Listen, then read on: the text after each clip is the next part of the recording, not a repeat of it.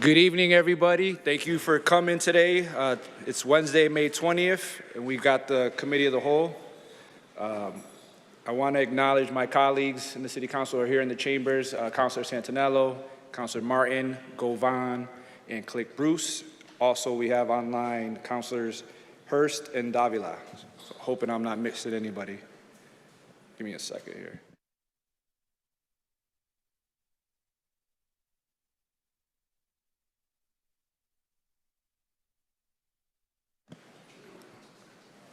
All right.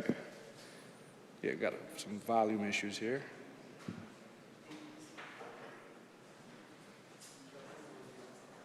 Perfect. How we doing? Everybody's good? We're ready? Also walking in, Councilor Walsh. So today we have the Committee of the Whole, and we're going to be going over departmental budget hearings. We have 12 departments here today, so we're going to try to get this going on quicker. So without further ado, I'd like to kick it off with number one, Veteran Services. Let's go, Joe. Please state your name and address for the record, sir. Joe DeCaro, 46 Caroline Street. First off, Mr. President, thank you and City Council for having us here today. I will be presenting the fiscal year 2027 budget for the Veteran Services Department. And I'd like to take a few moments to go over some 2026 highlights.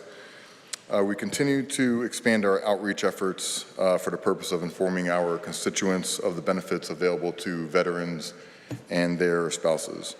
Dedicated staff assisted veterans and other qualifying clients with applying for alternate sources of income, which have ultimately resulted in a 7% decrease in Chapter 115 caseload. Continuing to strengthen direct support services with DD-214 access, housing access, HUD-VASH applications, and emergency funding, emergency financial assistance, along with employment for our unemployed veterans. Homeless veterans were placed into homeless shelters and transitional housing while awaiting permanent housing solutions, and we assisted 11 veterans last fiscal year 2026 with finding permanent housing. As a continued effort to strengthen our community and provide remembrance, we're one of the few communities that have a Veterans Day parade. We also hold our Memorial Day ceremony along with Vietnam Veterans Day and other smaller ceremonies throughout the city. With support from the Springfield Veterans Activities Committee and the Parks Department, we applied for a grant to hopefully pay for a Global War on Terrorism monument that we hope to erect across the street from Symphony Hall at Veterans Way. Fiscal year 2026, summertime last year, we assisted one veteran with paid for a new roof to be placed on his home. And just before the cold weather kicked off this year, we were able to provide 2 veterans with new heating systems that had broken down right before the cold weather kicked in. So that was good for us as well. Also good for the veteran. Our fiscal year 2027 proposed recommended budget is $1,683,796. This budget allows us to maintain our current staffing and core veteran services. 24 of that proposed budget is for support 6 full-time employees who are dedicated to maintaining the operational business and continuing to meet the growing needs of Springfield's veterans. Nearly 76% of our requested budget has a direct impact toward our veterans, and this is assisting them with burial cost, medical and dental reimbursement, co-pays for doctor's appointments, and as I mentioned before, allowing us to pay for roofs and boiler systems and whatnot. And before I move any forward,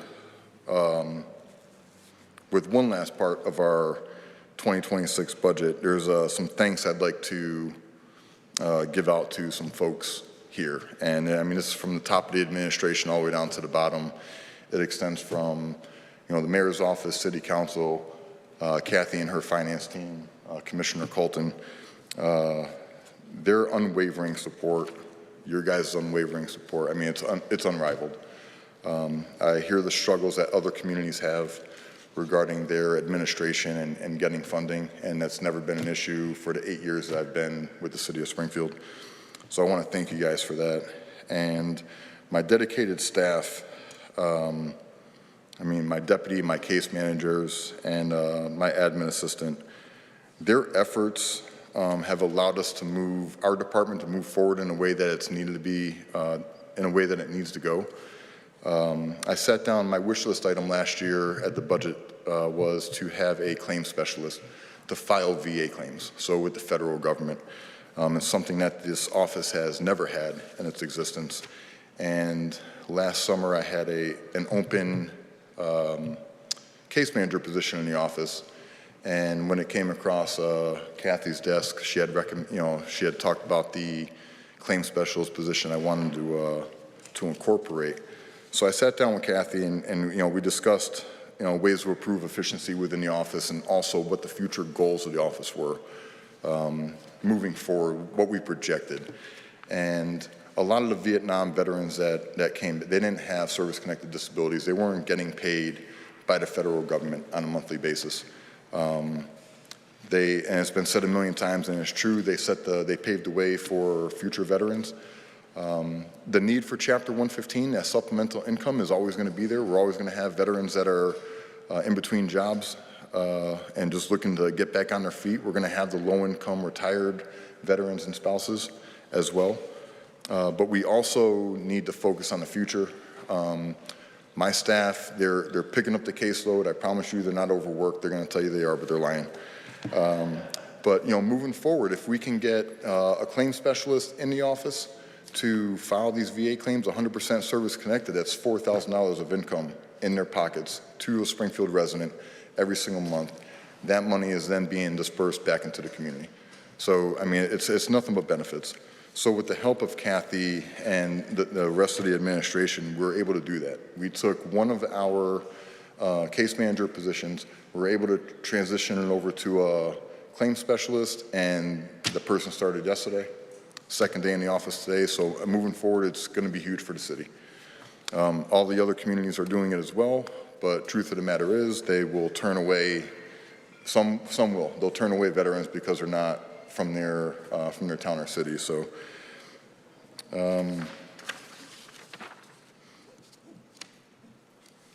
that's it. Like I said, that's a new trend moving forward. It's going to help it's going to keep our office sustainable. That's our budget. I'm open to any questions you guys have. Yeah, that was quick. Thank you, Joe. Councilor Santinello. Yeah. And I just want to state for the record that we've had tremendous leadership, including yourself, Dan Walsh, which we have a tremendous history of helping veterans and they know where to go. When it comes to the home care services that might be available to veterans or their spouses, do they start with your office or do they go to Leeds? They can. So there's a lot that our office can't do. City council, there are numerous people on the city council have said numerous times that we just want to give you money. The truth of the matter is we implement a state law, so we're limited by what the state allows us to do. When it comes to aid and attendance at a home, there's nothing our office can do. Right. We can set them toward organizations like Stavros to help out with any type of home aid. There's also aid and attendance through the VA, and that's what a claim specialist will also allow us to do. Right now, we're not accredited to file any VA applications at all, whether it's for aid and attendance or not. So we send them elsewhere. So having a claim specialist, somebody accredited in our office to file these claims and these applications, we're not going to have to send them somewhere else to apply for it. They can come to our office and apply for the federal benefits that they're entitled to. But yeah, so some of them will have to go through the VA, they can, up in Leeds or Bond Street, yes. Second part of the question through the chair. When they go for disability, and many are entitled to that, yes, but they don't, a lot of veterans don't know where to go.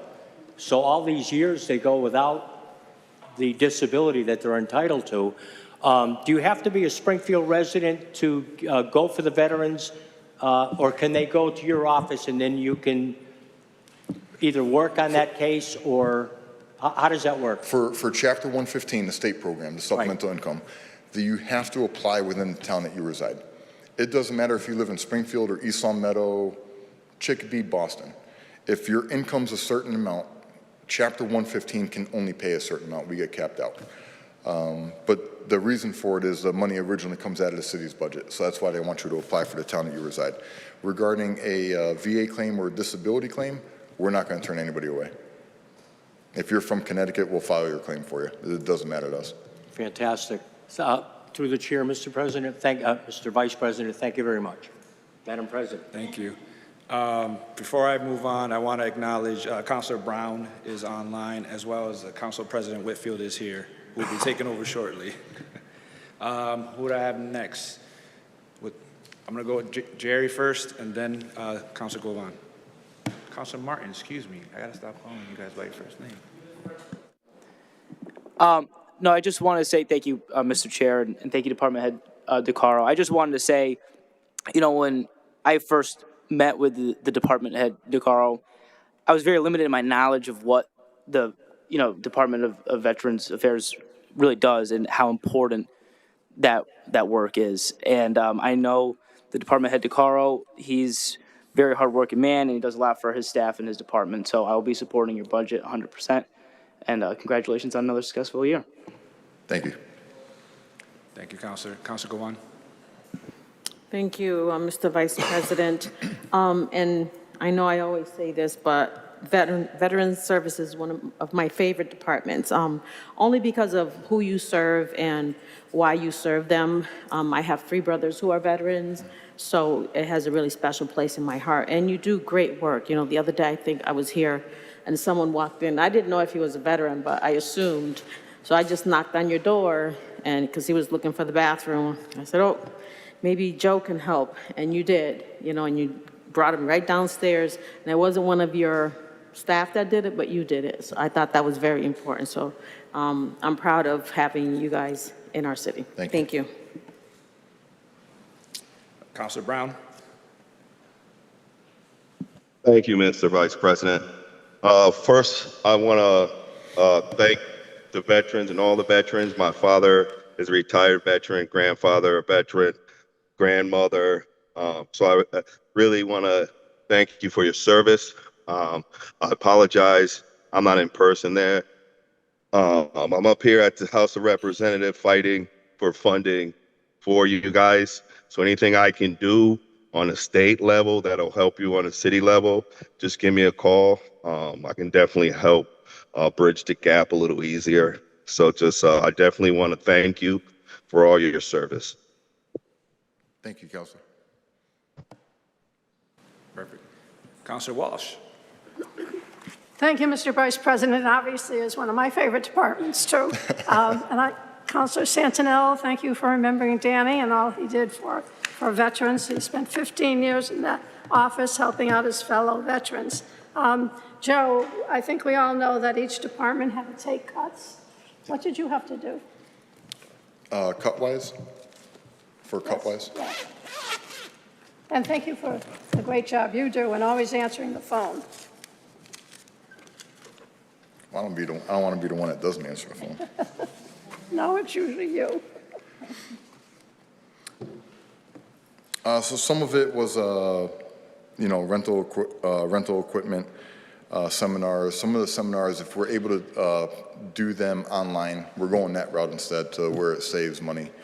But there are some that need to be in person, you know, so we will continue to do those. Office supplies is another one. In-state office supplies, and we can cut corners, use that pen until the ink goes out. You know, be more resourceful when it comes to the paper printing and whatnot, you know, scanning. Yeah, patriotic functions. We're able to reduce the patriotic functions with the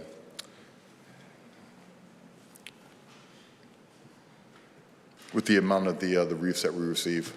Springfield Veterans Activities Committee can pay for some of those wreaths as well. And then the ordinary benefits.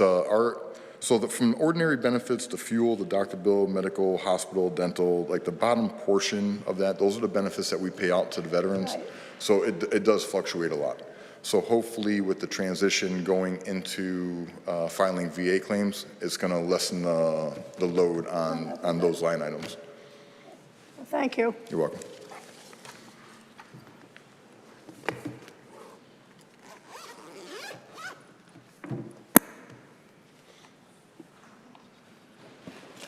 Well, thank you, Councilor Walsh. I just wanted to add, I've known Joe for a number of years now. Appreciate everything you've done even before you came into this role. Remember planting flags with you at the Springfield Cemetery. So you've been doing a great job. Your enthusiasm for the role and everything that you're doing is going to really impact the department, continue moving forward. So great choice, and yeah, definitely be supported. So Thank you. anybody else? You want to say some words? All right. I'm going to turn it over to our City Council President, President Whitfield.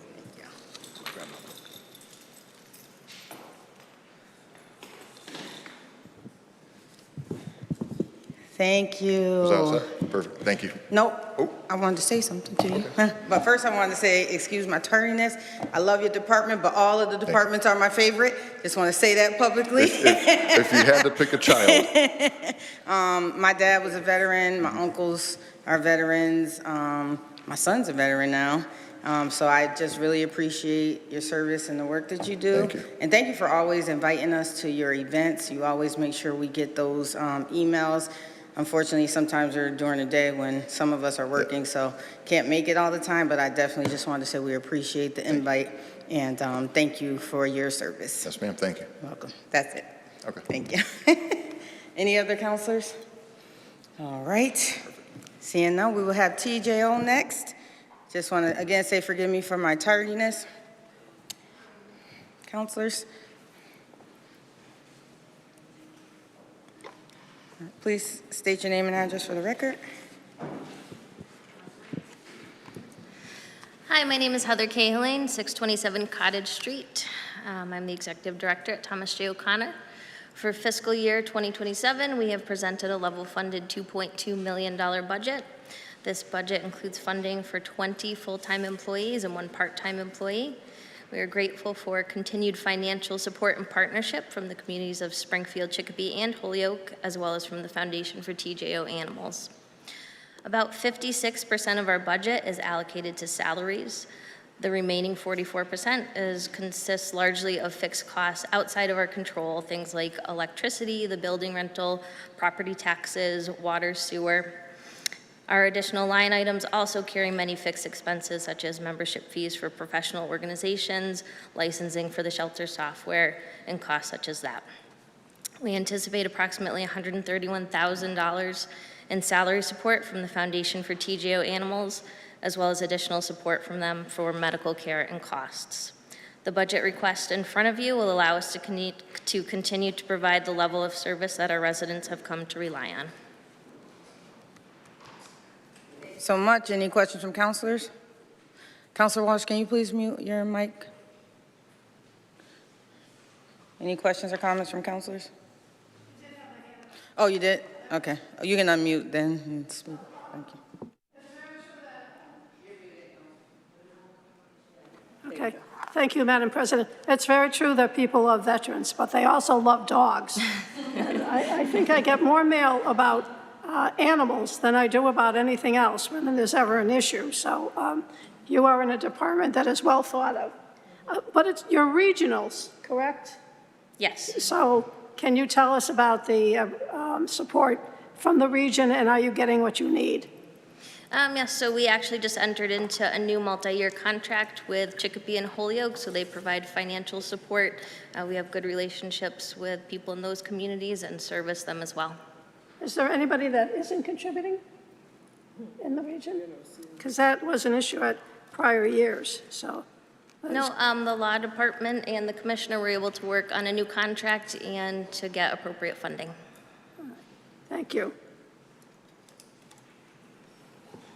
Any other counselors? All right. Oh, Counselor Gavon? Oh, I'm sorry.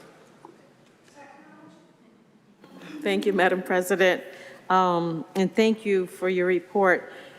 How many staff do you have on board?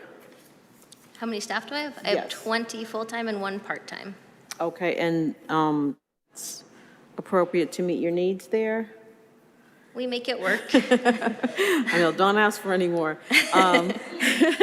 I But- would say if you compared us to similar organizations of a similar size, we have less staff, but we make it work. We use a lot of volunteers. Good, yeah. And yeah, I used to volunteer for TJO. I know I asked, and Kathy, I don't know if Kathy can ask, I'll ask her later. So that department, I think you were looking for a bilingual staff. Were you able to get the bilingual staff? We have Perfect. several new ACOs. Awesome. We have 3 of our new ACOs are bilingual, as well as an existing one. Excellent. All right, thank you. Well, keep up the good work. Thank you. Thank you, Counselor. All right, great job. Thank you for your hard work. Thank you, everyone. Libraries?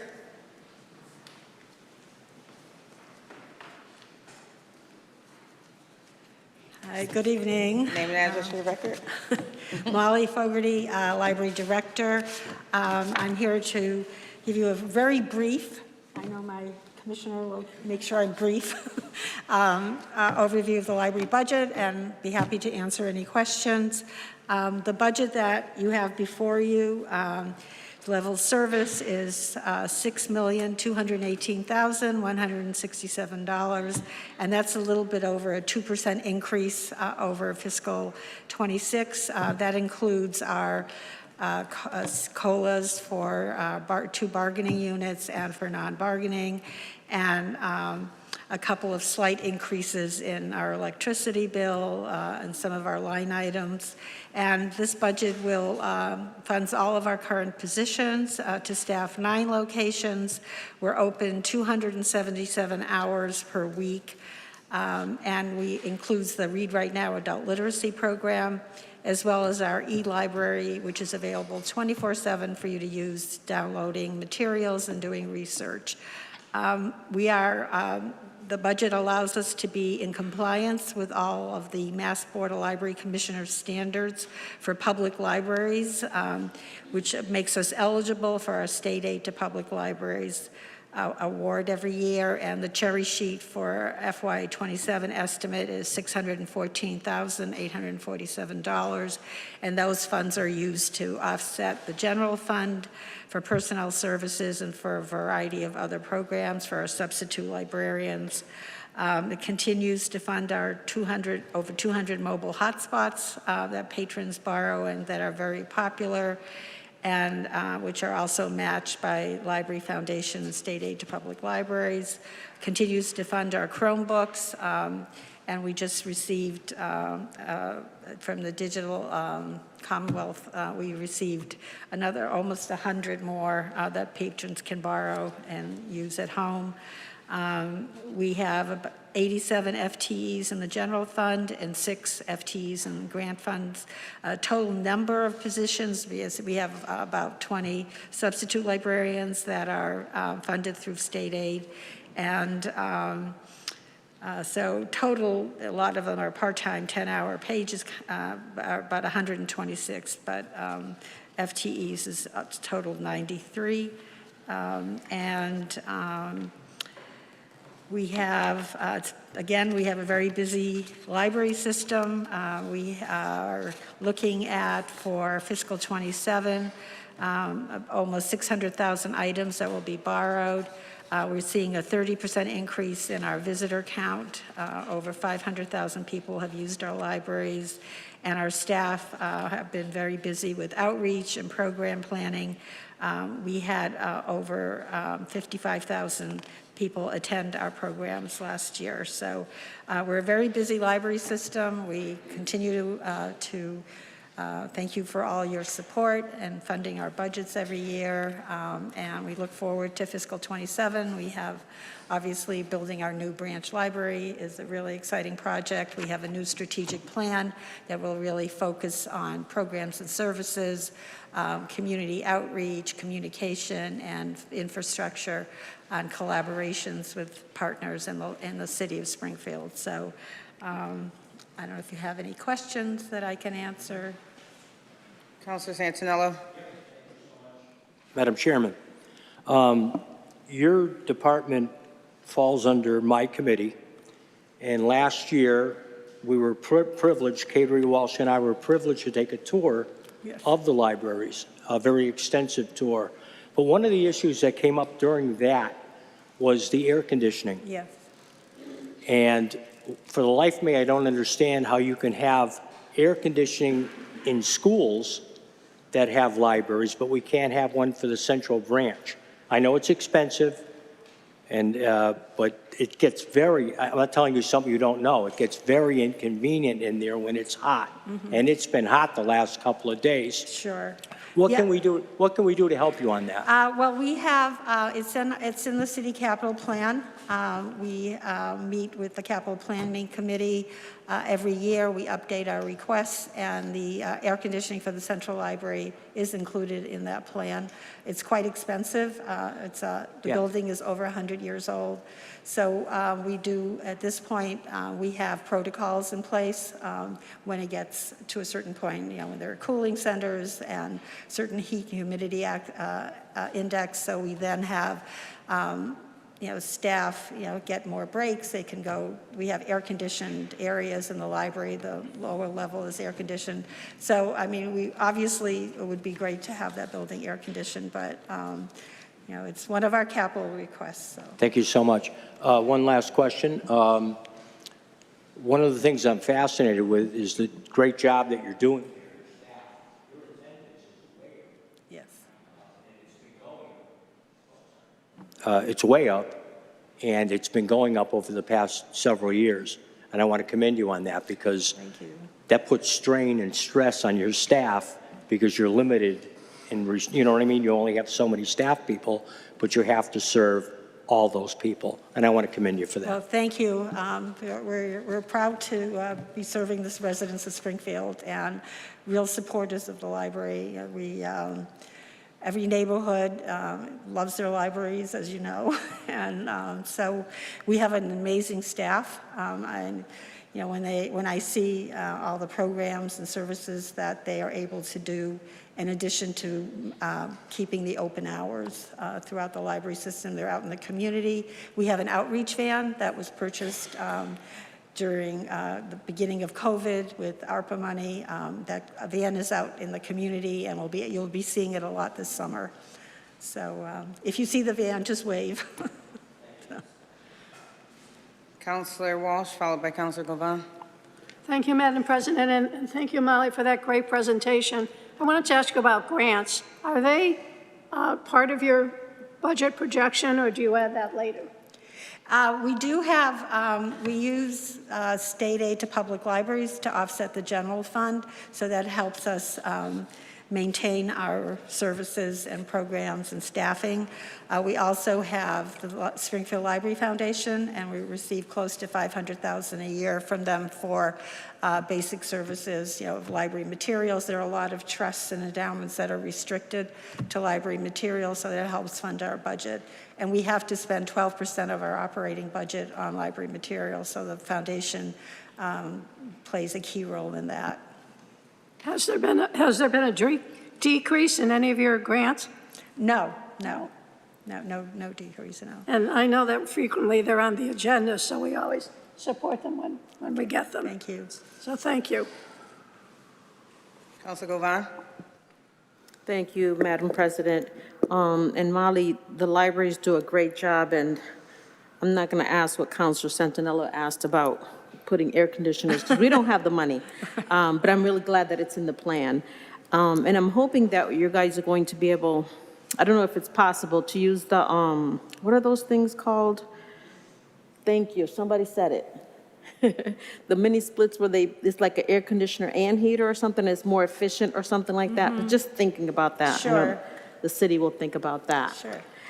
And one thing I have to bring up is the hoopla that I love. It's like an Audible, if anybody doesn't know, where you could borrow books from the library. You can either listen to them or you can read them, and I think it's a great tool that you guys have, and I'm really glad that you guys have it. And the other one too, what's the other one called? Not Kindle, no.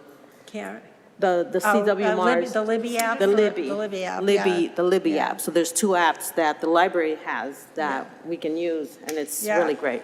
It's great. I mean, people are using it more and more. It's so That's good. convenient, and it also saves people a lot of money because It it's does. expensive to download those books. It is. Thank you so much. Thank you. Thank you, Madam President. Thank you for your support. Thank you, Councilor Govan.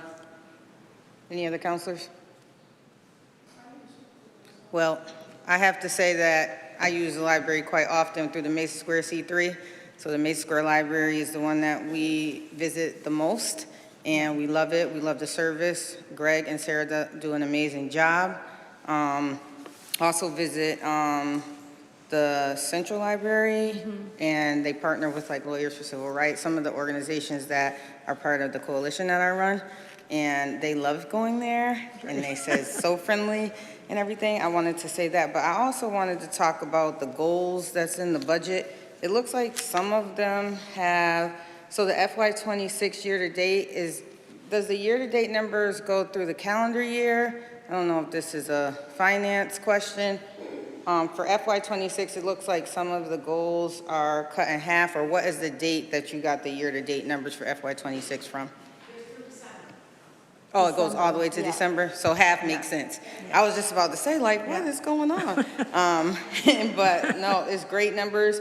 And what I noticed in here that I really love is the workforce development numbers that are increasing, and also the youth and juvenile services numbers are increasing in the attendance. So keep up the good work there. The goals have increased, and these are great numbers with great programs. Read Right Now is actually over, in FY25 was over the goal that was in there. So these are great programs, and definitely the libraries get a lot of use with community organizations and community events, and that's what we're supposed to be there for. So great job, Molly. Thank you. Well, thank you, and we couldn't do it without our wonderful staff and also your support, so thank you very much. Thank you. Have a good night. Thank you. Next, we have Elder Affairs. Please state your name. No one's giving their address, so your name will work and title for the record. Oh, you want my social security number too? Roy Goodman, 69 Jennings Street. Can you turn on your mic, Roy? It's on. Oh, you want me to get closer to it? Roy Goodman, 69 Jennings Street, Springfield, Department of Elder Affairs, 1576 Roosevelt Ave. So good afternoon, City Council. The Department of Elder Affairs general fund budget is $803,000 under the general fund. 67% of that is from our salaries. We have two major line items that come from, which are salaries and professional services. Professional services include contractual obligations that we have, like with our Comcast, our copier, and our printer, and then also for our food vendor. We have a contract with a local vendor that provide our meals for our seniors, and the majority of our programs are grant funded. We have three different grants that we service our seniors with. We have our SHINE grant, which does Medicare. We have our CSEP program, which is a job training program for seniors to get them back into the workforce. And our biggest one is our COA, which is the Council on Aging grant, and that pays for salaries in most of our programs as well. We have educational presentations for our older adults on a regular basis. We have a Live and Learn series, which we have organizations that come in and provide information on different topics, such as PVTA. They're scheduled to come to discuss transportation needs. We have Eversource. They're scheduled to come in August, and they've been there, I think it was back in October, they were there at our center as well, and they'll discuss the gas and electric bills. We have AARP. They're doing an adapting and transitioning as we age program. They did that with us. We have Walk in Your Shoes. It's a collaboration with the Reserve at East Long Meadow. And it's basically for caregivers, and to see the world of lens of someone that's living with dementia. So that's something that we're looking forward to doing. We've worked with Trinity Health. They discuss healthy living. Bay State New England Ortho, they came in to discuss fall prevention. BBHN, which is the Black Behavioral Health Network. They came in and did a series on opiate crisis and Narcan demonstrations. Shiloh Angels Home Care, they came in to discuss benefits of home care and ways to reduce chances of being readmitted to the hospital. The Raymond A. Jordan Senior Center was a site for the Ben Swan documentary that was shown in April, and it was sponsored by the Springfield Museums and African Hall Committee. We currently have an ongoing collaboration with Gandara Family Resource as we do a grandparents raising grandkids support group. They provide resources to the grandparents and have discussion with the grandparents. And that's held twice a month, every second and fourth Monday of the month. We did a collaboration with Springfield Partners Community Action, where it was a Veterans Appreciation Week is what they did. They provided free haircuts and free massages to veterans and seniors. And then the following day, we did a lunch with a concert at the Ray Jordan Senior Center. We also work with other city departments and have them come in and speak with our seniors. We had the Emergency Preparedness Department come in to discuss the 911 Smart App, which allows you to get help faster in an emergency. And we're scheduled to have the Assessor's Office come and speak to our seniors as well. We have special programs and weekly regular programmings. Our special programs such as we did a holiday concert back in December. It was called Mr. Motown Meet Mr. Doo-Wop. Thanks to Mr. Irving Lewis and his partner, they came in and did a great concert for our seniors. The luncheon was sponsored by the Black Men of Greater Springfield, so we thank them as well. We had a stage play reading called The Night We Rode. It was the events of Teddy Pendergrass the night he got into the car accident, which it was a motor vehicle accident. He was paralyzed from that motor vehicle accident. So that stage play reading was regarding that. And that was done by a local artist. She lives in Boston, and some of the artists came from New York. Some of the cast members came from New York and Boston and Springfield area. So that was good. We always work with the Putnam High School Students Hospitality and Tourism Group. Whenever we have a special event, like a luncheon, they come and help serve our seniors there. We did a collaboration with the Springfield Girls and Boys Club Family Center, which is located on Acorn Street. We had the students come over and do arts and crafts with our seniors. We also did a luncheon during the Black History Month, and they did a dance performance for our seniors.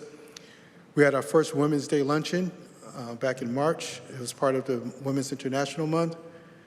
And just yesterday, we had the Miss Senior Massachusetts Pageant Club perform for our seniors. They did singing, dancing, and martial arts. And last Friday, we did a health fair. We had over 31 vendors at the center for our health fair. And some of our upcoming events, we have Miss Ethel Lee. She will be at our center to perform. She's one of the most popular jazz performers in the area. We have our summer kickoffs coming up in July with a live performance from the band Mulatto. They're another very popular band in the area. We have our annual fashion show, which will occur this July. And we always have our regular scheduled programs, such as sewing class, cornhole, hula hoops, pickleball, our Moving Groove exercise program with Tracy Thomas, which is one of our most well-attended regular scheduled programs. We do Tai Chi, crochet, self-defense. We have a clubhouse golf, which is a golf simulator, which is free. We have chair yoga. We have line dancing. We have a women's group. We do a men's group. We have a caregiver support group. We do coffee hour. We do housing help. We do a feature flick Fridays. We do a walking club each Friday as well. So we're always looking to keep our seniors engaged with social activities, and for those that are able, the physical activities as well. So hopefully, when some of you become of age, you'll come to the senior center as well. So.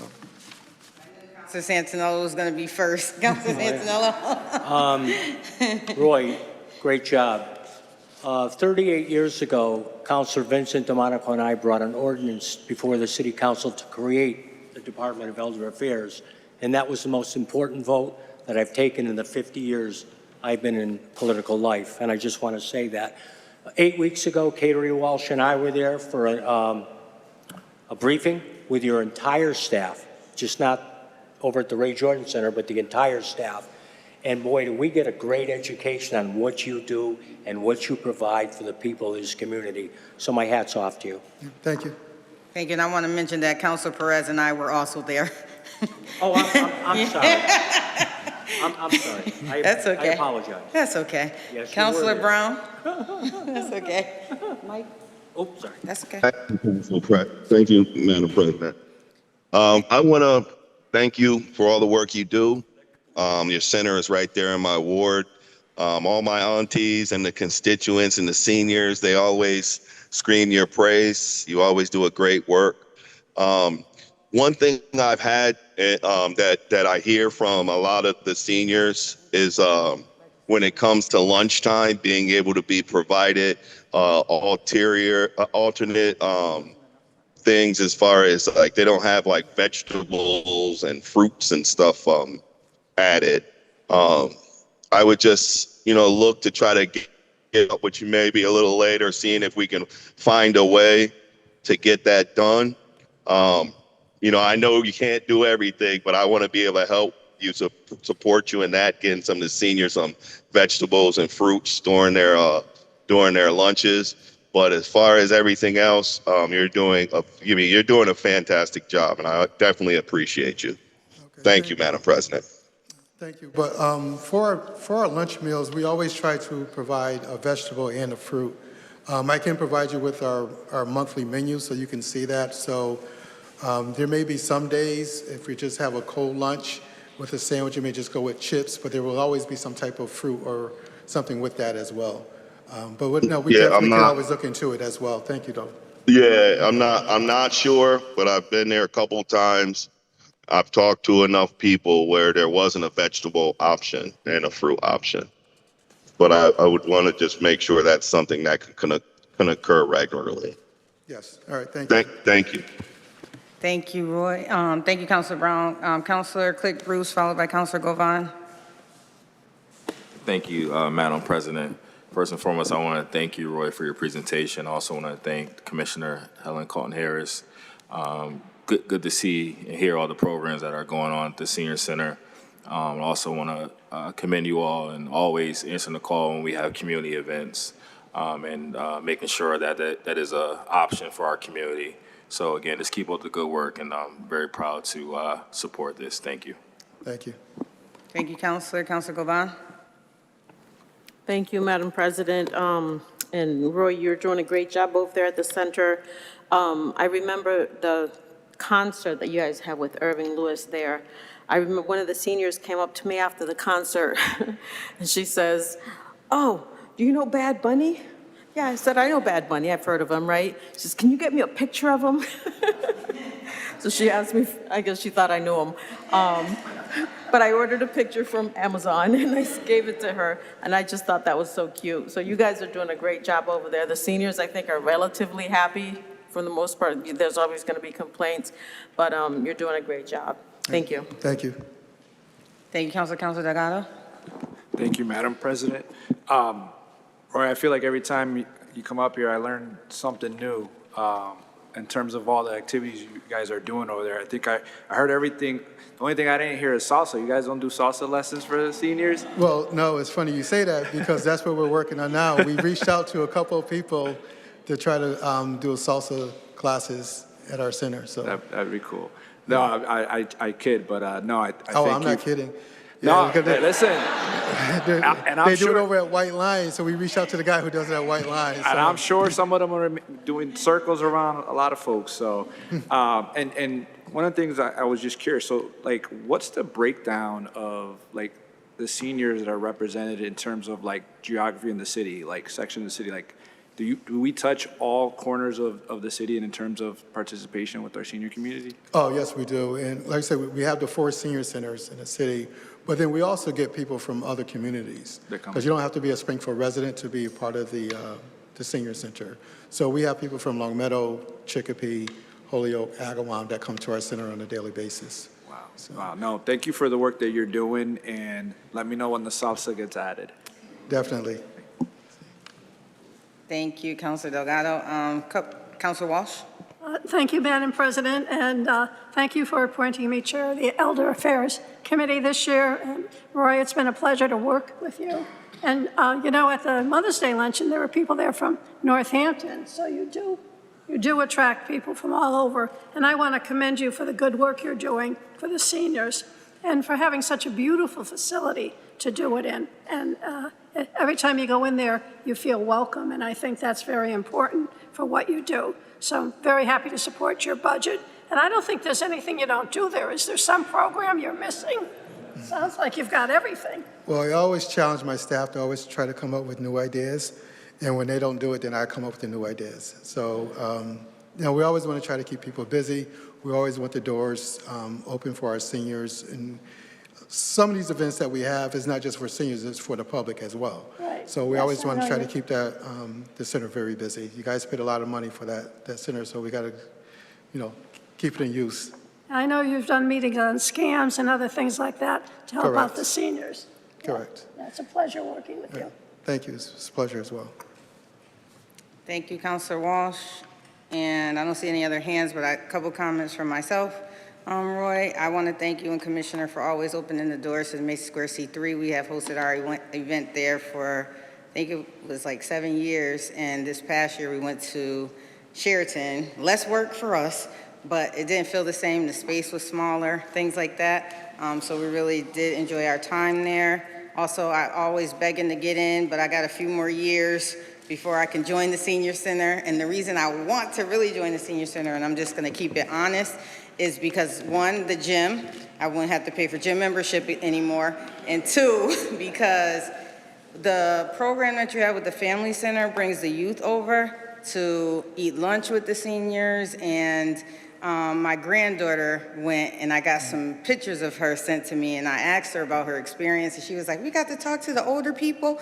You know, she didn't say seniors or anything, but she was very excited to come and tell me how she got to eat lunch with the seniors and have conversations. And I think that's very important to bridge our generations and bring them together. So I think that's a wonderful program that you're offering. And I just want to be with my granddaughter every chance I get. So I can't wait to become a senior and eat lunch with them also. I feel like I'm ready, but I have a few more years to go. But thank you for the work that you all do at the Senior Center. I do get a lot of great compliments about the Senior Center. And just thank you. Keep up the good work. All right. Thank you. Thank you.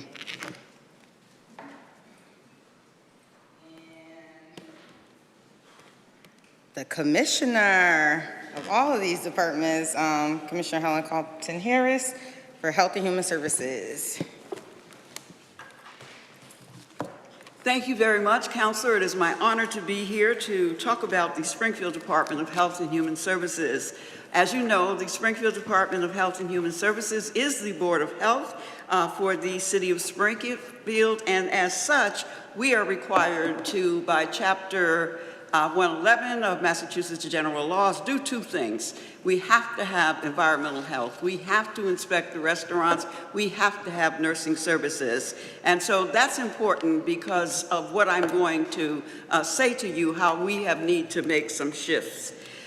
We continue to face a nursing shortage and hire 2 community health workers to help us to be able to do our DOTs, which is direct observational therapy. The City of Springfield has a struggle with tuberculosis cases, and so it's critical that we have individuals who are able to go and see those patients and make sure that they are taking their medication. That is happening, and I am very happy with our staff and our nursing supervisor who came back to the city just to rescue us. Her name is Dominique Taylor. She's in school to become a nurse practitioner, but she came back full-time to make sure that residents in the City of Springfield were taken care of. So the nursing shortage is across the healthcare industry. I had a meeting with Bay State yesterday. They have the same challenges. Mercy Medical Center, same challenges. So the healthcare workforce continues to be a challenge. For the first time, we have a full environmental health team, and they have inspected 1,100 food establishment inspections, including restaurants, school, healthcare facilities, residential kitchens. And they have also inspected 165 mobile food trucks. They've been at 40 community events. Farmers markets need to be licensed and inspected as well. So it's important for me to just point out having a full staff for that unit is critically important. Also, our cannabis compliance officer continues to inspect our cannabis operations. They are in there constantly, quarterly. They follow up with non-compliance issues. And so I'm grateful to our cannabis control coordinator who is doing an excellent job.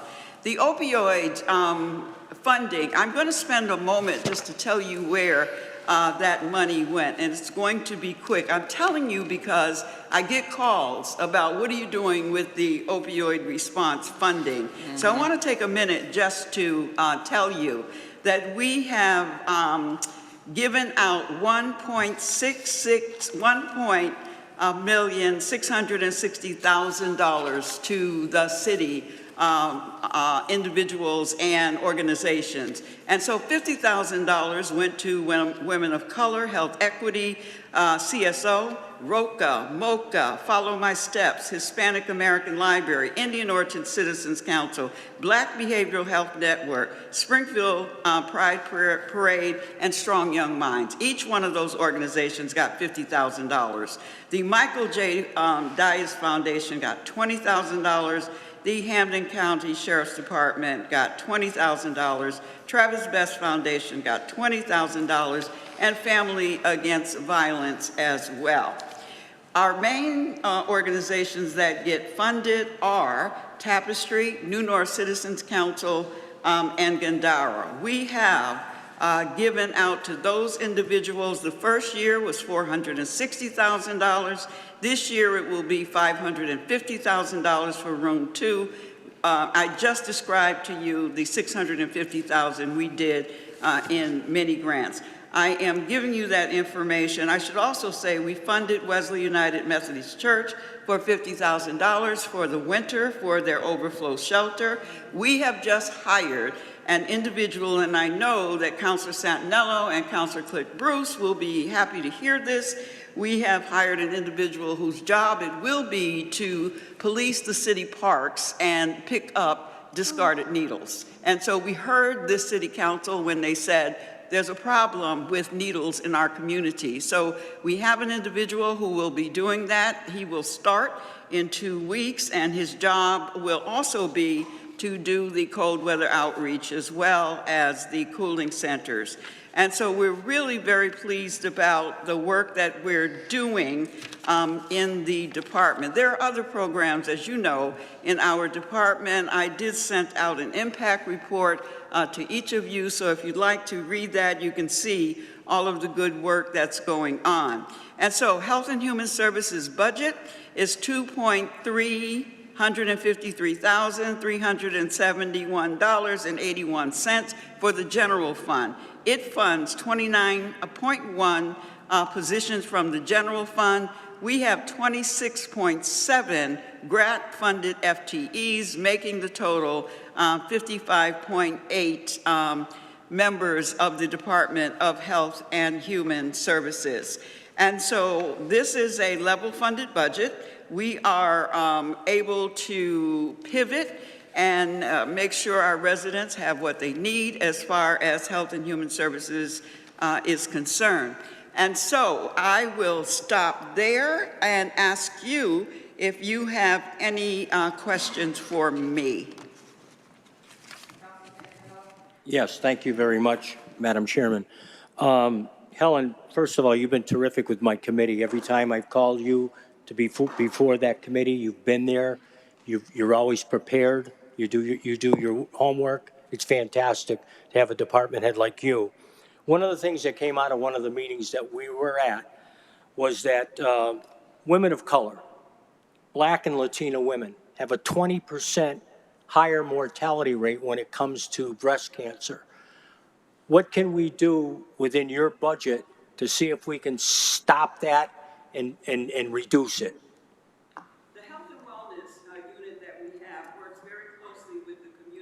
would say to you that early detection is important, particularly with Black and brown women. And it is because women are diagnosed later. And so once they're diagnosed, the breast cancer is really very prevalent, and we lose lives that way. So our Health and Wellness Unit works with the American Cancer Society. We work with community-based organizations. Our job really is to get the information out there that simply says, please, please get tested. Early detection is the key. So thank you for asking the question, Councilor Santinello. Thank you, Counselor. Counselor Brown? I just basically, you know, I always have to make a statement when it comes to Commissioner. I don't think anyone would argue that she has to be one of the greatest minds in Springfield. It's always an honor to be around her. Unfortunately, I'm coming from Boston still, so I can't be in your presence. But up here in Boston, the State House, they praise you a lot. To me, I don't think people understand the gift that we got. You probably are one of my favorite people. If you can't do it, it can't be done. I definitely appreciate your service. Thank you, Madam President. Thank you. Thank you, Counselor Brown. Counselor Govan, followed by Counselor Walsh. Thank you, Madam President. And Commissioner, I'm always amazed by the work that you're doing in the department, and you've been doing it for a long time. I remember when we started with the AIDS epidemic, we had some things going on up in Mason Square, which I was a part of. And I wanted to ask, are you fully staffed, or do you need staff? Currently, as I described, we still are struggling with a nursing shortage. Yeah. Also a physician. We've had a physician position posted for a good number of years now. I think it's been since 2022, and we have not been able to attract a physician. So those are concerns. You know, our nurses in our health center, we have a health center which is located at 755 Worthington Street, and again, nursing is a challenge. But as I said earlier, Counselor, and I appreciate the question, it is that way across the nation and certainly in Hampden County, but thank you for asking the question. Good. Well, I'm hoping that I just saw a whole class of nurses graduate. Maybe they'll come here and you know, serve our city. And doctors, I saw a few doctors graduate, so hopefully we'll get some bites on that. Thank you, Madam President. Thank you, Counselor. Counselor Walsh. Thank you again, Madam President. Helen, thank you for the great presentation and all the programs you do. Is there something you're not addressing that you're concerned about that you would like to address? There are crises that we're dealing with in the city, but most of them have to do with infectious diseases and have to do with primary care. And I described to you that that's been difficult to recruit. So if I had any wish, it would be that I can make a pitch to those nursing students and those physicians who just graduate. Public health nursing is an amazing place to be. So I thank you for asking the question so I could do that pitch. I appreciate it. It's probably out of your bailiwick, but are you concerned at all about the merger of the two hospitals? Will that impact any of the programming you have? It will. We have one of our programs, our largest program, as a matter of fact, that's $2 million, comes from the federal government. And right now, that contract to provide those services is with Mercy Medical Center. However, I have met with Bay State, and they assure me that they will continue, at least through the contract period, to continue to provide those services. So I don't expect that impact immediately, but certainly in talking with Bay State, the CEO, Peter Banco, he was willing to assure me that we will continue to provide those services at least until the end of the contract. Thank you. Thank you, Counselor. Commissioner, I just wanted to say thank you for all that you do in the community. You show up at many events that I'm at. I see you all the time.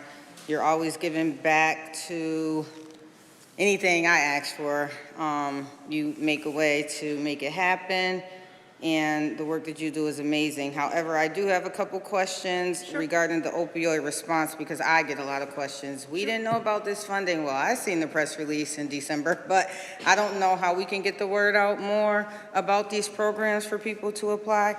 That's not the question, that's more of a comment, but the question is, Tapestry, Gandara, and New North Citizens Council get the bulk of, that goes to the community centers. What is it for? One is for community linkages, one is for community outreach, one is for case management. Now, I want you to remember that we did a community survey. We asked the community, what are those areas that you want this money to focus on? They gave us the areas, which was the 3 areas that I just described. We then went out to RFP, and we were able to get agencies and organizations to apply. We went through a community review process, and I say this all the time, the community supports what it helps to build. We had community members on that review process. We looked at the application. Gandara, New North Citizens Council, and Tapestry were the 3 that was chosen by that committee. We made a 3-year commitment to them. The first year was $460,000. They've done an amazing job.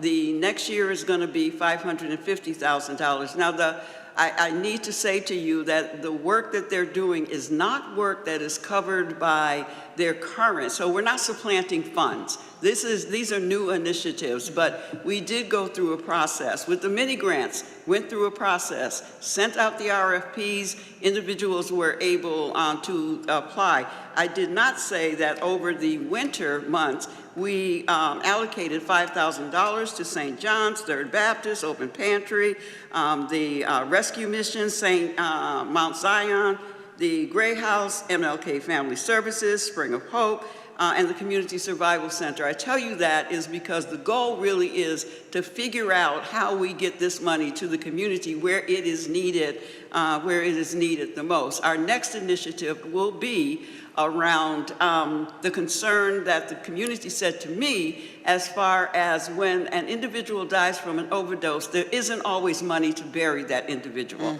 They also said, grief counseling for the families going through this. So Counselor, I appreciate the question, but everything that we do is with a community response, and that is why those 3 organizations are getting the bulk of the funding.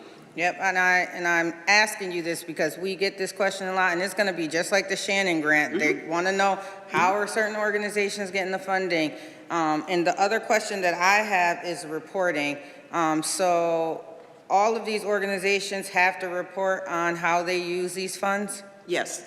All of the organizations, I have not met with the mini grant individuals, but I have met with each executive director of New North Citizens Council, of Tapestry, as well as Gandara. I sat with them and their team, and yes, they report on a monthly basis. And also, I also will tell you that you can go to the opioid website. This process is very transparent. You can look and see where this money is going. So it's not, but I met with all of the executive directors. I have a staff person who meets with them on a monthly basis. They have to give reports. They have to give outcomes. They have to talk about their strategies. I understand, just as you do, Madam President, that the community watches certain pots of money, and I know that this will be one of them, and so I'm real intentional about record keeping. But thank you for the question. Thank you. The final comment that I'm going to make is I am part of the HCAT community, and they did ask for community feedback on opioid funds. Again, I don't know if it's the same pot of money that they were asking for feedback on what the community wants to see from it. I stayed for half of that meeting, and so I know that the community guides the funding, and so what you're saying is true, but I just want transparency for the community, and that's why I'm asking these questions. Not that I have a distrust, but the community is asking me, and it's better to come from you than me as a second hand, so I appreciate all the work that you all are doing. And I have the documentation, and you can come and visit me at any time. I am ready for it because I know it's coming. But let me just say one more thing to you, Madam President. 60% of the money stays with the Commonwealth. 40% goes to cities and towns. Why am I saying that to you? Because everybody's looking at the 40%, and not a whole bunch of people are asking what's happening with that 60%. So that would be my response. I'm happy to talk about the Springfield Department of Health and Human Services, but I think we ought to be also as intentional about what the Commonwealth is doing with that 60%. So thank you. Thank you, and I think that you're right when you say that, and I think that we have a responsibility as city councilors to partner more with our state delegation.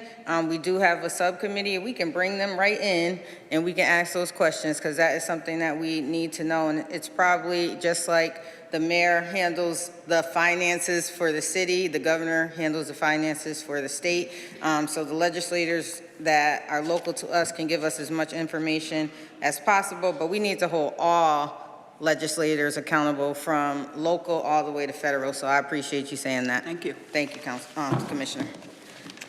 Fire Department. Thank you for your service first. Thank you. I know we had a big Vibra situation. I was out of town and everybody was texting me like, did you hear about that? So thank you for what you do. I couldn't do it. I just wanted to recognize you and say thank you for that. Thank you, Counselor. Which one were you out of town for, the Vibra one or the one on Vibra. Chestnut? Vibra? When was Chestnut? Sunday. Both. I was out of town We had a for both. 3-alarm on Sunday, too. Good evening, Councilors. B.J. Calvey, Fire Commissioner, Springfield Fire Department, 605 Worthington Street. This year's budget is for $31,132,173. That supports the operations of the Springfield Fire Department 24/7, 365, and 290 full-time equivalent personnel. 273 of those are uniformed. Last year, we answered roughly 32,000 incident responses, which is up roughly 10% from the year before. As everyone knows, our main focus is emergency response, fire prevention, fire investigation, EMS response, and fleet maintenance are what our key priorities are at the fire department, along with arson and bomb disposal. You said that too quick. I couldn't get to my pages. Councilor Brown. Just real quick, I would be remiss if I didn't tell you, you do a great job. You're one of my favorite people. I always appreciate you guys' work. Continue to protect and serve us. Thank you. Thank you, Madam President.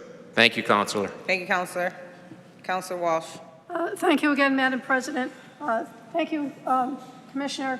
I was curious, were you impacted by any of the cuts the Sheriff's Department has to make? No, the Sheriff's Department budget really didn't affect us. Okay, that's good to know. And I was wondering, with your department, what did you have to do to meet the cuts? So all of the cuts came out of the OTPS side of the budget, which is other than personnel services.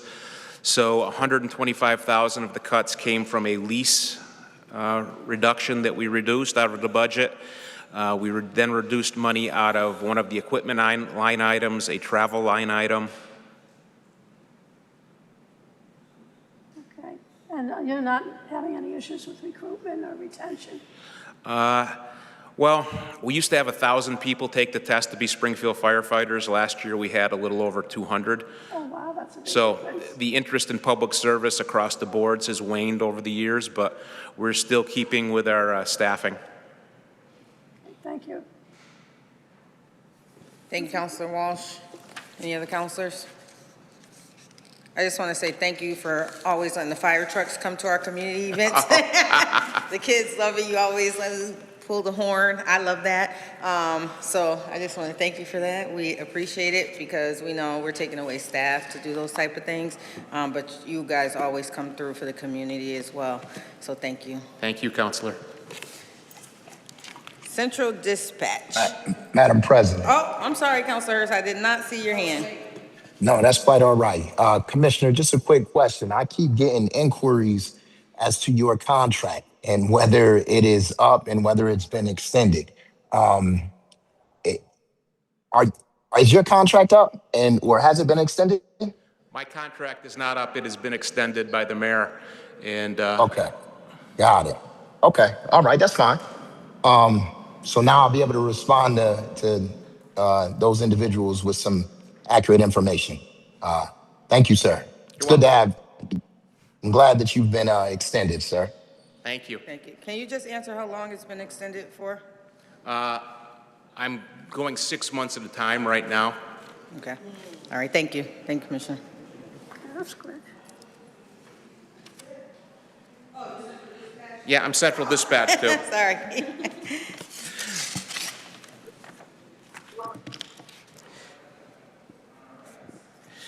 All right, the Springfield Emergency Communications Division of the Springfield Fire Department last year answered over 119,000 emergency calls. Wow. Let me get to the right page here, I'm on the wrong one.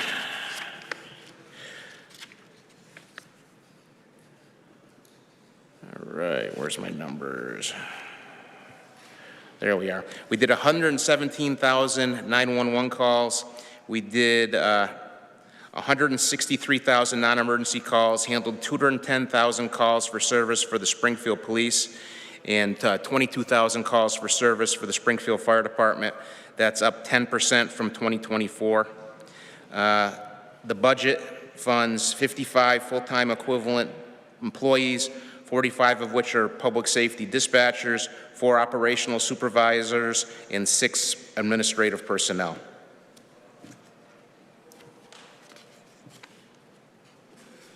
I don't see any questions. I think we're good. All right, thank you very much. Thank you. Have a great evening. You too. All right, Finance.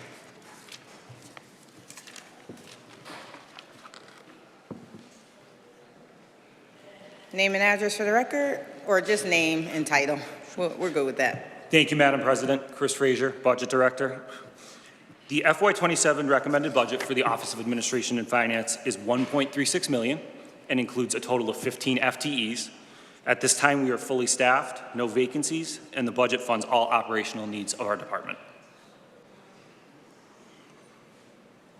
Do we have any budget-related questions?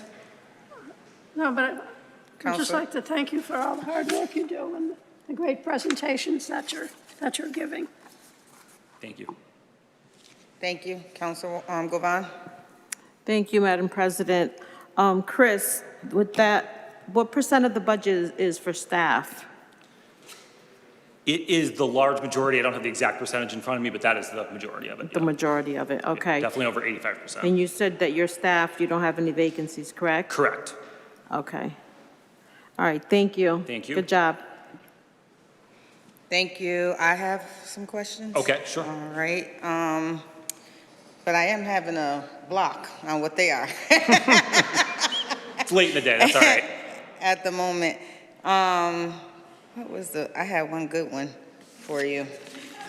I did, but I can't think of it right now. So, Chris, you are off the hook. But Okay. Oh, no, I know what it is. Oh, okay. I know what it is. I know what it is. I know what it is. I'm sorry. I'm not going to say what's causing it because Councilor Govan told me to stop saying it. But can we get a cut sheet? Because Councilor Walsh has been asking what cuts have each department taken. And it would be good if we can see from their real world if they could get whatever they wanted and what is actually cut out of their budget, if we could get that breakdown. I seen a post where the city of Boston, they do it. They show what each department cuts and like what service it affects. So if we could get something like that, that would be very helpful. Okay, thank you, Counselor. We Okay, can certainly thank you. follow up offline. Thank you. All right, I'm gonna try not to forget next time. Comptroller.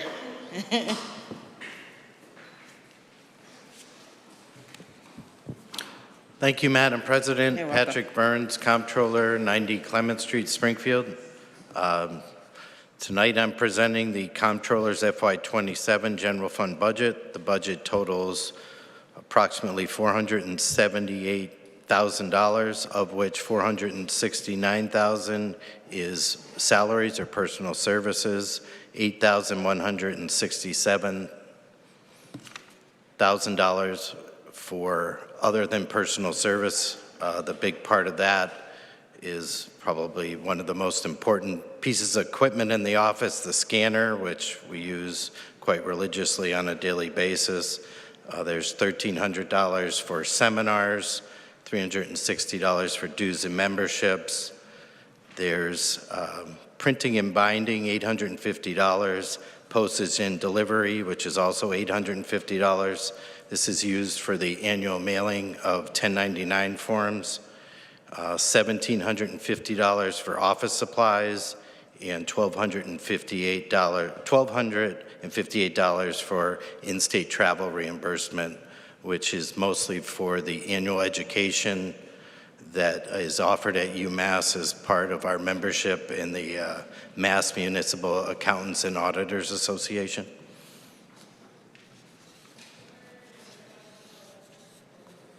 I'm always going to have questions for Finance Department. Can you just explain what comptrollers actually do for the audience? Certainly. We are the keepers of the books and records of the city. We are the accountants for the city. We maintain the general ledger. We maintain and create the chart of accounts. We're responsible for various state and federal reporting. We work in conjunction with our external auditors on a yearly basis to prepare the city's annual comprehensive financial report. In part of our state reporting is the year-end checklist, which we submit, which is ultimately how we have certified free cash every year. We do extensive work on the tax recap form to guarantee to the Department of Revenue that our budget is in balance, and that is submitted after the tax rate is voted by the council, and the ultimate approval comes from the Department of Revenue before we can send out tax bills. Thank you. The one question that I'm going to ask is, since you keep track of all of this, no one has talked about property taxes yet, and I will. Are we facing an increase for property taxes at present? As the budget's constructed, yes, there would be an increase in property taxes. Have you all started discussing what that would be on average per bill, or you can't do that until we set the tax rate? That really comes down to the values and the new growth figures, and that's really something that we have to work in conjunction with the assessors for that amount. But we are facing it. But the levy is increasing, so there will be an increase in taxes. Property taxes. So I say that because I'm going on the record right now that for years I have said I cannot approve a budget that is going to increase property taxes for the residents of the city of Springfield. It has been 10 or 11 years now that property taxes have increased for the residents of the city of Springfield, and I will hold my ground and my position because I'm here for the people, and we have to come up with creative solutions. And I'm not blaming you. I think everybody is doing the best that they can with what they're given. However, we trying to dig into the budget. We have a fiscal accountability special committee trying to get the numbers.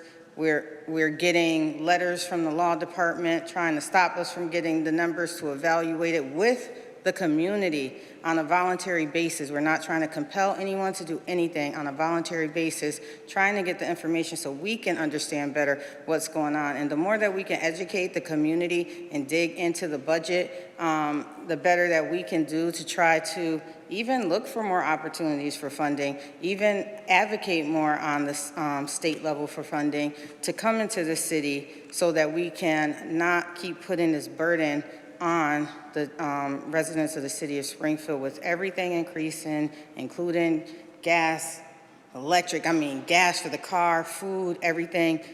This increase, especially for the seniors that I talk to and folks in low-income families that have purchased these homes that cost way more than they used to, just can't afford more of an increase. I'm not blaming you. I think the departments are doing the best that they can with what they have to get done for the city of Springfield, but I personally cannot support a budget that is going to increase property tax.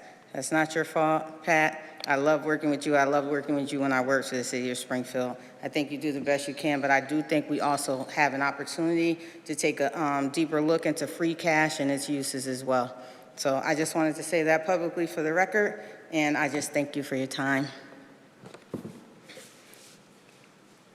That's it. I don't see any other hands. Thank you. Thank you. Treasurer Collector?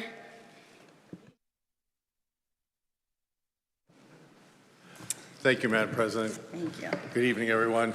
I'll start with the Treasurer's Department. The Treasurer's budget, this proposed budget is $1,694,747. Approximately 44% of that is personal services. The remaining 56% is the other than personal services. We are fully staffed right now with 10 staff members, and our main responsibility is we invest the money to make sure we have some money to pay our bills. We also take care of the tax title properties as they are, hopefully just have them disposed so that they can go back on the tax rolls. If you like, I can go straight into the collectors, then we can do them all same go, because I also do the collector, I can wait. Huh? No, because you said something that was key to me and that I did not know, that you invest the funds and so we can make money, and I did not know that part of the treasurer collector side. We take the city funds, and I have fiduciary responsibility. I believe it's Chapter 60. It's pretty stringent. I use it all the time. My staff hates it. Safety, liquidity, yield, meaning that the interest rate is the least important of it all, that we have to make sure it's protected. We are fairly conservative, money market and some investments. We also do our money market right now. My assistant Sandy and I, we meet with the banks at least once a month, if maybe not twice. We're currently going out to an RFP for banking services. Our rates right now, we probably have roughly $172 million that is getting between 3.5 and 4.2% interest right now. So we pay very close attention to it. I like to say, and I think Pat may have been the one that said it to me, you're gonna get a lot of credit when the rates are high. You get a lot of blame when the rates are low. We do our best to stay on top of the banks to make sure we get the best we can get for it. And the interest that is earned on the money goes right back into the general fund? Yeah, it stays with the general fund. And that interest, is that the same bucket of money that we invested, I think it was like 40 or 42 million to get the 2% to go to decrease the property taxes? No, that's separate. The stabilization, those were the the T-bills. That was stabilization money that has to stay with the stabilization fund. Okay, and the interest that the money makes, not the stabilization one, the first General one fund? we were talking about. Yep. How much is that interest? Oh, 3.7% of 10 billion, you said? It goes from, we have rates ranging from 3.5% to 4.2%. The ones that are on the higher end, as I told the banks, if you're at the higher end of the thing, you get as much as you can take from us as far as funds. If you're on the lower end, you get the lower end, and somewhere in between, you fall somewhere in between. That's part of our negotiations with the banks each month, is to say, because they'll call and say, do you have any free new money that you can send to us? And then we start talking about the rates. And how much are we investing currently? Invested with right now, between 3.5 and the 4.2 is about 172 million. 172 million? Right. Okay. 172 million. Okay, thank you. Councilor Govan? Oh, okay. Okay, after collectors? Okay, collectors. Oh, now I'm scared. The collector's budget, proposed budget is $585,756. There is 7 FTEs. We are fully staffed. I'd like to actually commend both departments that I manage. The collectors has, well, the longest tenured collector right now is the assistant collector, and he's been there probably as long as I've been, about 15, 20 years. Everybody else has been less than a year. So they are learning on the job and doing, I think, a fantastic job doing it. My treasurer staff, because I don't want to be remiss, they've been there longer, but they still do an equally good job. So the part of, in the collector's budget, it's flipped from the treasurer budget. 72% of the collector's budget is personal services, and the remaining 28% is other than personal services. Councilor Govan? Thank you, Madam President. Steve, you're my, I don't want to say least favorite, but. I thought it was your But I favorite, love Counselor. you. You told me I was your favorite yesterday. It's nothing personal. Oh, if I had No, time. no, you know how the tax collector is in the Bible, right? That's right. So, Although, anyways. Counselor, I must say, my mother once came from Mass, and she said at least one of my children's in the Bible. That's good.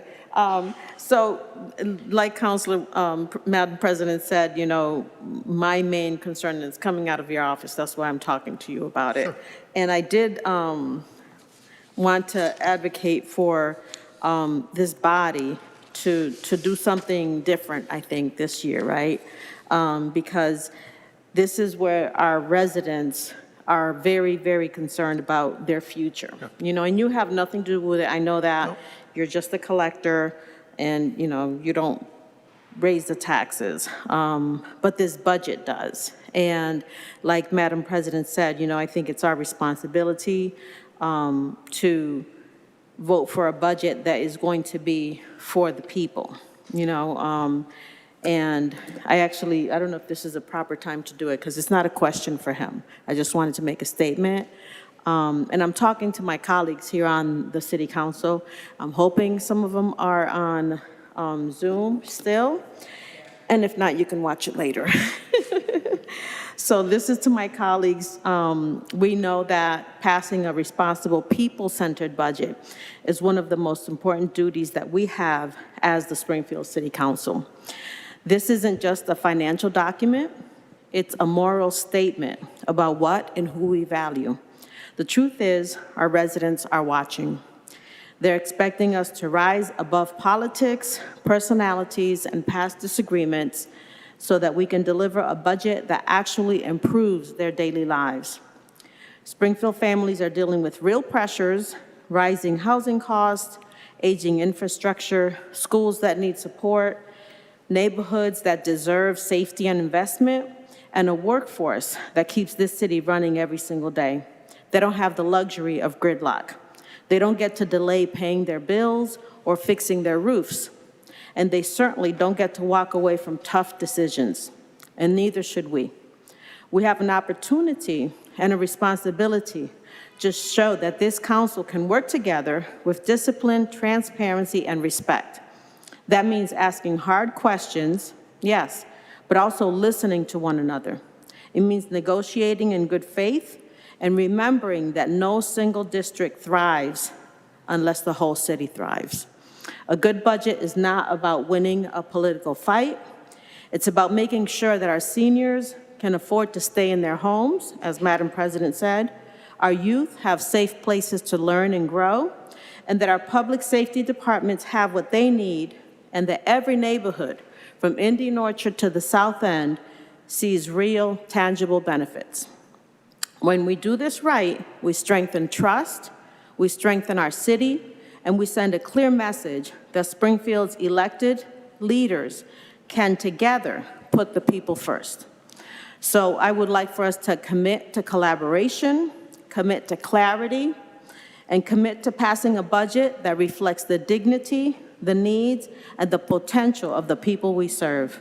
And if that means making some tough decisions on this budget and making some good proposals, then that's what we should do, because we have that power and we need to use it together. So I appreciate every city department that is keeping this city running, because that's what you guys do. You guys keep the city running, and I appreciate that very much. But we have to remember who we're running the city for. We're not running it for me, for you. We're running it for the people that elected us, the people that pay these taxes. And these are hard times, and I've been thinking about this a lot since I became the chair of the Budget Review and Fiscal Accountability Subcommittee. You know, I think 69% of our budget comes from the state. And what happens when the state has to cut just 1% or 2%? Where are we going to get that money from? You know, and I know that we have reserves. The mayor's done a great job with putting us in a position to be financially stable. And at the same time, we have to think about our residents and if they're financially stable. So that's my statement. I'm hoping that as a council body, we can work together, continue to put our people first, because that's what we're here for. Thank you, Madam President, and thank you, Steve. Thank you, Counselor? Councilor Govan. Yes. Just to add to that, I advocate, and I've said across the board, anytime a taxpayer is concerned, to give me a call. I'd be happy to meet with them. I'm happy to work with them. I know the assessors, and I'm working with Jessica on the tax relief committee, and so we are hoping to help taxpayers the best we can. There are some constraints, as you stated eloquently, and so we will work with them as best we can. And I know that, and I appreciate that very much. You know, I know last year when what's his first name? Greenhall. Patrick. He just left. Patrick. I'm so sorry, Patrick. You know, we did our tours and we educated. You guys were able to come out. You guys did a great job, and I know that you continue to do that. You know, I just want us to be mindful and to don't take anything personal, like I said, right? I don't. I don't like what you're doing, but I love you. I enjoy talking to you, Councilor. Yes, I No, appreciate enjoy that. It's fine. Thank you. Thank you, Madam President.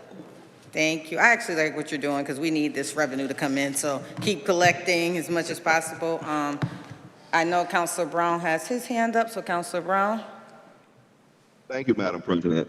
I want to definitely thank you, Madam President, for always staying on this matter. This is very important. I know it's a big issue, so I definitely am concerned about it. I know a lot of the people that I know, constituents, they're concerned about it. So I'm glad that this is something that they're able to address. Hopefully, you know, they're able, what I think is a lot of times with the creative thinking of Madam President, we might be able to use Zoom a little bit more with the community also, maybe informing them. I would, you know, maybe doing a meeting with the community. I would always recommend using futuristic things because as you look right now, this is an important subject. And the only way our constituents and people are going to know the way we can communicate with them is by Zoom, So right now, I'm sure if you look at the city council chambers, it's not flooded with a bunch of people. So our community is going to be able to be notified and work with us, educated, informed by the Zoom. So I would also want your actual committee where you guys are to be open to maybe open up something with Zoom with the actual community. Would you guys be willing to do that? Are you talking to Councilor Govan? Or? No, isn't he at the podium? Steve Honey. Steve? I'm not Which sure what committee. Councilor Brown, can you clarify? Education stuff. Like I'm saying, is there a way to do an educational piece on Zoom with the community, taxpayers? Councilor, I'd be absolutely open to that. I'd have to take a look at it a little bit more, but I have no problem with that. Some people say I talk too much, so I'd be happy to talk to the constituents.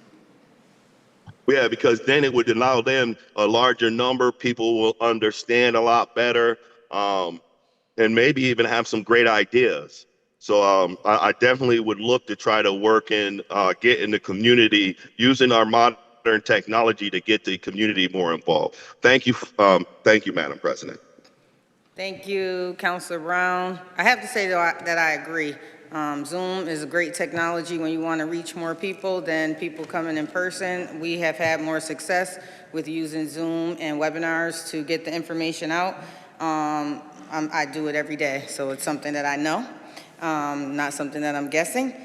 But there's a lot of like collection in here from residents of the city of Springfield, and with the interest, does it have to go to the general fund? Like, is that part of Chapter 60? The interest from taxes or the interest from the interest on the bank investment. That's required by law. It has to go to general fund. Yes. Because I know the mayor gives back to reduce the tax bills and things like that. It's just not enough. It's just not enough. I always hear if we give too much, it's going to be a trickle effect. It hasn't happened yet. And I still don't think that we've given enough to the residents of the city of Springfield. So I'm just looking at all the things that our community pay taxes on. But one thing that I did want to talk to you about, and you do keep me on the phone quite a while when I call you. Council, because I'm answering your question now. You do, and you tell me everything I need to know. But the bills, I have gotten more complaints this year about people not getting the bills until they got a late fee and a warrant than I have gotten in the past. I don't know, do we have a new system? Do we have a new team? I mean, honestly, I don't know what happened.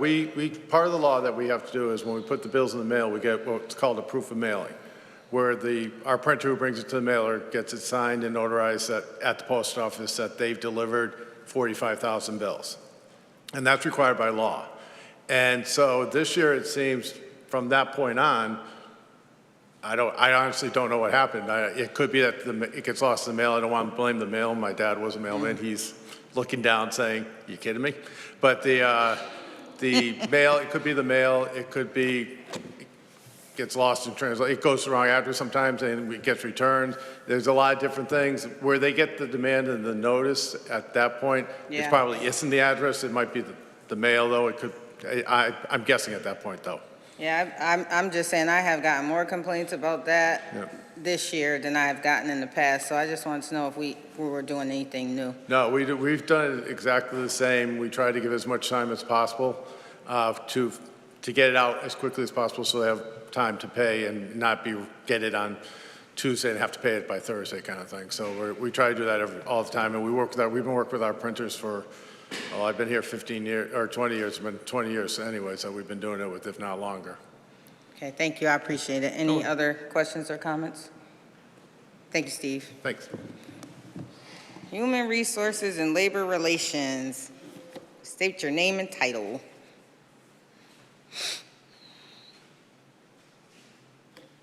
Good evening, Councilors. Bill Mahoney. I'm the Director of HR and Labor Relations. Thank you. I'll start off with saying thank you to the Council for your previous support for all these years. It's allowed us to do some very important work on behalf of the city. We certainly couldn't do it without the partnership we have with the City Council. I also want to take a point from, I think, Joe DeCaro, and I want to thank my staff. I've got a fantastic team that I work with. It's a very small team, but they do tremendous work, and I'm grateful for everything they do for the citizens of the city. HR and Labor Relations were responsible for a number of functions. They're very important in order to keep the city running. First off, we do job description development, and that's really where everything starts in human resources. That allows us to get into the recruitment responsibilities, application management, background checks, query checks, I-9 certifications, onboarding, personnel file maintenance, leave management, civil service administration. These are all things that are being done just from the HR section of the department. We also are responsible for managing the unemployment, workers' compensation, and employee assistance programs for both the city and the school departments. We manage the drug testing, and that is something that I have been doing personally as we've had our safety specialist position has been vacant, so I've taken over that responsibility. And the drug testing is for DOT, our CDL drivers. And we have to do pre-employment testing, random testing, post-accident testing, follow-up testing, return-to-duty testing. It's just a ton of staying on top of making sure that we're in compliance. We provide training for city departments. It's a thing that we offer routinely. It may be we'll run an Excel program for anyone that wants to, freshen up their skills in Excel, or workers' compensation management. In fact, just yesterday, we did a lunch and learn for any managers or department heads, supervisors that want to come to a lunch and learn, and we had brought in 2 experts just to talk about workers' compensation management. We conduct the labor relations for the city. The city has 12 unions. 11 of them are under contract right now. We are in negotiations with 2 unions. So we're in pretty good shape as far as that goes. In addition to negotiating the contracts, however, we are also responsible for administering the contracts. So grievance arbitration, that's something that we handle in labor relations for all 12 units and all the city departments here on the city side of government. We handle administrative law, so if it's a civil service case, we handle that. If it's an MCAD case and involves an employee relations matter, we handle that. If it's a Department of Labor Relations case, that's one of ours, and our lawyers do everything from those cases I just described to handling things that go over in Superior Court across the street here, the Appeals Court, or the SJC. We appear in all those venues. In FY '27, we will continue to have 9 employees. That's 8.5 FTEs. One of our employees is part-time. There's no change. It's the same number of employees we've had for the last 2 years. Our FY '27 budget is proposed at $1,377,891, which is a 1.8% increase over the FY '26 budget. We came in under 2%. It's an increase of only $25,000, $248. We did take some cuts from the proposed HR budget to this budget you have in front of you. That included $1,000 to training from the FY '26 amount, $300 to our gasoline account, and $1,000 to our in-state travel account. We use NeoGov as our application management software. It's a very important part of what we do, and I usually report on these statistics to the council every year, but through May 19th of '26, we had 154 postings. We had 219,000 hits on this software.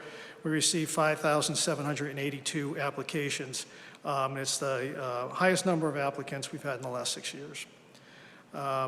Right now, for vacancies in the city, we have 25 labor service positions that are vacant. Those are positions that we're not actively filling, but we have an active request for people to apply and get on the list. Those are all civil service, labor service jobs. So it would be your drivers in the DPW, it could be a gardener, any of those labor positions we're gonna put in that list. We have 13 seasonal titles, not 13 people, but 13 seasonal titles that are open right now. And I just want to make a point of, my staff goes out with these seasonal jobs, goes to the Springfield public high schools, and we go at lunchtime. They have delicious lunches from what I understand. And they sit there and they recruit the students at lunchtime and try to get them to come take a seasonal job with us as a lifeguard or as a head rec leader. And we do that routinely. So we're out there with them. We have 7 full-time positions that are currently posted and 2 part-time positions. And then I'm sure you've seen some of the work that we've been doing with respect to boosting morale. Assistant Director Julius, she's a pro at this. She always has something going, whether it is our ugly sweater contest or during Halloween or holiday cookie bake-off. The free cool tote bag that we gave to everybody just recently for Public Sector Recognition Week, Public Employee Recognition Week, or our free throw contest. And I think me and Councilor LeVar will have a contest this year. I think this is my year for that. But I'm happy to take any questions that you have for the department. Councilor Govan. Thank you, Madam President, and thank you, Bill. That's a big department. So you said there's 25 vacancies. Are those positions being paid for, or they're not? Right now, all those jobs are full. Those 25 I talked about, all those positions are full, but we keep a list, and people are invited to come sign up on the labor service list. So if you're interested in one of those positions, you come and you sign the list. And what we do is, by law, we work from the top of the list all the way down. So sometimes you could be on that list for a very long time. So I thought you said there were 25 vacancies. No. There's 25 labor service positions. We are hiring now for 13 seasonal titles. Okay. Recreation leader, lifeguard, those bath attendant. We have 7 full-time positions that we are recruiting for and 2 part-time positions. And those are in the budget? Yeah. Okay. Yep. A question regarding employees on paid administrative leave. Yes. So do you handle the school budget? No. You don't? Okay, so I'd have to ask them, because I did ask Kathy, and thank you, Kathy, for that, the answer. I know that in the city, we have, I think, 1 unpaid administrative leave currently, and that's just recently. From what I heard, okay. Yes. Yeah, because I'm very concerned about the school budget with the, I think, 138 staff on paid administrative leave, which is, I think, a problem. And I think it was a front page story about 1 employee specifically, but you have nothing to do with that, Bill. I have nothing to do with that. But thank you for the work. Thank you, Madam President. Thank you. Councilor Govan, did you get how many city employees are on unpaid administrative leave? Not, only 1. Oh, only. one city employee? Yeah, once, Oh. and I believe that's from February, from what Oh, I okay. understand. All right, great. Any other questions or comments? Well, thank you, Bill. Thank you, councilors. Have a great night. You too. Madam President, I Oh. had a question. Oh, sorry. Sorry, Bill. Not so fast. Councilor Delgado. Sorry, I had to leave to pick up my daughter. Bill, I want to give a shout out to your employees as I do see them out in the community at different events throughout the year in terms of, trying to recruitment. I do have a series of questions for your team.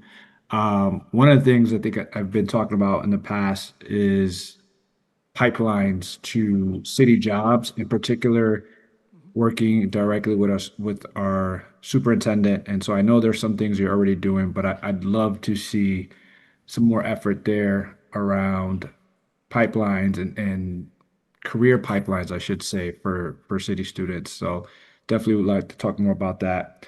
Also, last year, the city council passed the skills-based hiring ordinance. So I was curious to know if there was any more efforts on there in terms of stats or jobs that you guys have changed, because I know particularly there was one area, it was a 311 customer service, and I know that's one area that I've gotten some calls in terms of that. So can you talk a little bit more about the skills-based hiring?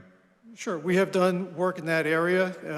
As the jobs come up, we take a look at them, and if it's something that we can move on, we do. Not all positions can be moved on. But I know that we can get you some statistics on that. I just don't have anything with me tonight. All right, yeah, definitely would love to see more on that. And then the other question I had, I know we recently changed the residency requirement to have the 2-year, call it waiver period. Do you guys have any stats on how many folks have been hired under the new 2-year resident waiver? Yeah, we do have that. We meet, and we have been meeting every month since, I think, 2015, the Residency Compliance Unit, and we go over all of that.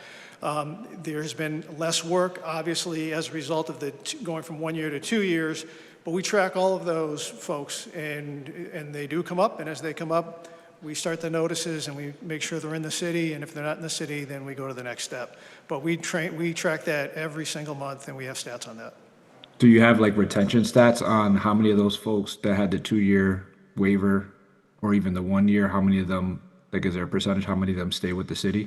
I don't know that we have that. We can get that, though. We could go and do a look back. Okay. Another question I had that somebody brought to my attention, I know they do this at the school department, but retiree callbacks, that's something that I wasn't as aware of on the city side. So do we have a number of how many folks and what we typically use those for? We do, and typically, we'll use them temporarily to get over a hump at the, at the change of when someone is retiring, but we still need their services. So they may come on for part-time and work, 10 hours a week or 15 hours a week. I know we've done that with snow operations in the past, where we've brought in one of the folks that was responsible for managing our snow operations, and as we were changing to a new person taking over that role, we wanted to make sure the streets were covered, so we brought back really a veteran of the snow operations to help out during that period of time. But we've done that in a number of departments. So yeah, I'd love to see a breakdown of that and what departments regularly utilize the retiree callback piece. Sure. And then the last question I have is I'm curious, I know the state has an employee dashboard. It's a really advanced one, and obviously future dream of having something like that for the city to break down our employees in the city, how many folks we have, in terms of different backgrounds and particularly in leadership. So is there anything like that that we have or that we are looking to do in the future? We have not discussed that. It's something I'll talk with my team about tomorrow, and we'll see if our application software management software can provide any of that information easily to us so we can help put that together. Yeah, I think it would be nice to know, especially with a dashboard like that, I mean, you can go right to the state's diversity dashboard and literally breaks down everything from ages to race, background, service length in years. So it'd be nice to see, especially if we're looking at, are there particular parts of the city that we're getting folks from, or even outside? So that's something that could be a wish project. And as well as the having something that's kind of more, how do I say it? When we have the city salary breakdown, I know it's like an Excel sheet, and I've been told multiple times that thing is wrong or not as correct with numbers. So just want to make sure that for transparency's sakes that, residents can see that and see what folks are earning in the city. Sure. That's the list of my questions, or more so love to see stats. Understood. Thank you, Councilor Delgado. I'm glad that you were able to still attend the meeting, even though you had to leave and take care of your family responsibilities. Bill, something came to my head as Councilor Delgado was speaking, and I think Caitlin came to a C3 meeting because people were thinking that there were unfair hiring processes in City Hall, and did an amazing job. It was via Zoom, so we were able to reach about 40 people on that call that can display the information back out to the community about the hiring process, NeoGov, how to apply, how they come up with the job descriptions. She gave us all the information, and I wanted to just say it was a great job that she took her time out of her workday to explain this to the community. We only asked her one time and it was a yes, and she made it on time and stayed for as long as the community had questions. It was a wonderful presentation. It gave me a better understanding, and I just wanted to give Caitlin a shout out for that. Fantastic. Thank you, Councilor. Thank you, Bill. Employee benefits.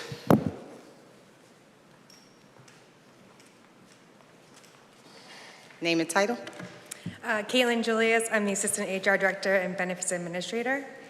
So the Benefits Department is responsible for educating and processing all benefits for all city employees, school employees, and retirees.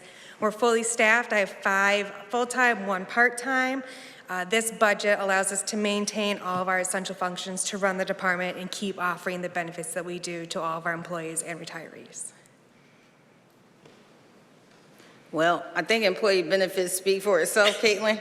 And I wanted to say that to Bill because I believe you report to Bill, but I also wanted to tell you thank you so much. Thank you. You are very kind and also very knowledgeable about the work that you do. And thank you for your willingness to do that and saying that you will come back anytime, because I don't know about coming back anytime to that crowd. They were really giving you some really tough questions, and you handled it with grace and charm, and I just wanted to say thank you to you publicly. Thank you. Thank you, Caitlin.